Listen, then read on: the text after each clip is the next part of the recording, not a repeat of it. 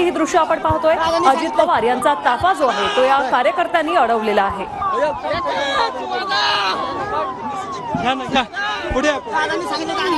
या पुढे दादा तुमचं आम्ही काय तुम्हीच पाहिजे आम्हाला दादा तुम्हीच पाहिजे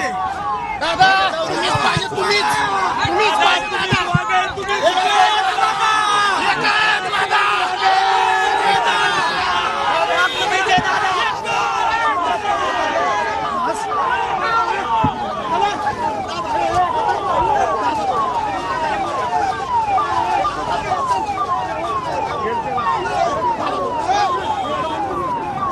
दादा बोलणार आहे सर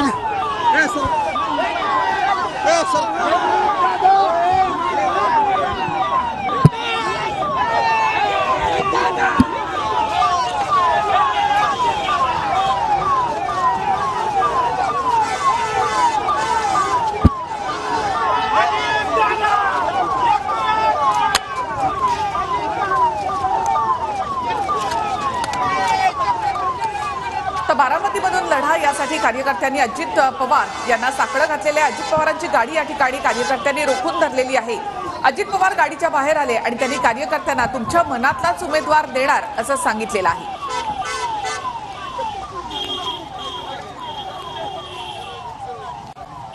तर कार्यकर्त्यांकडून सातत्यानं अजित पवारांना उमेदवारी जाहीर करा, स्वतःची उमेदवारी जाहीर करा यासाठी आग्रह केला जात आहे।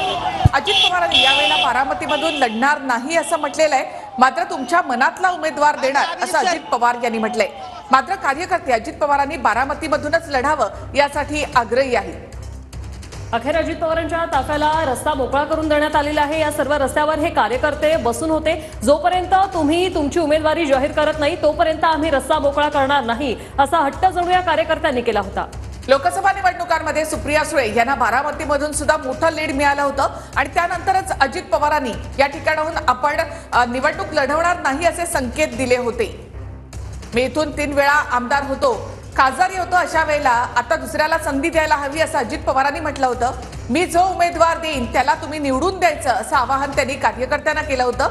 मात्र अजित पवार तुम्ही इथूनच लढा असा आग्रह कार्यकर्त्यांनी केलेला आहे। आज तर बारामतीमध्ये त्यांनी अजित पवारांचा ताफा अडवला आणि आम्हाला तुम्हीच उमेदवार आहात, आमच्या मनातले उमेदवार तुम्हीच आहात, त्यामुळे तुम्ही तुमची उमेदवारी जाहीर करा आणि आजच्या आज जाहीर करा असं कार्यकर्त्यांचं म्हणणं आहे।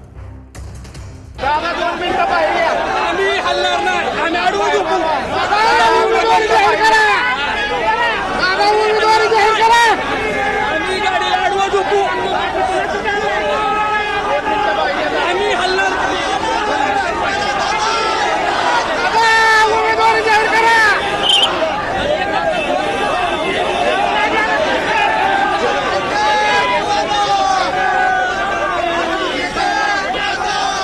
मोठ्या प्रमाणावर कार्यकर्ते जमा झालेले आहेत आणि आपण पाहू शकता की मोठ्या प्रमाणात घोषणा देखील देत आहेत आणि आपल्यासोबत काही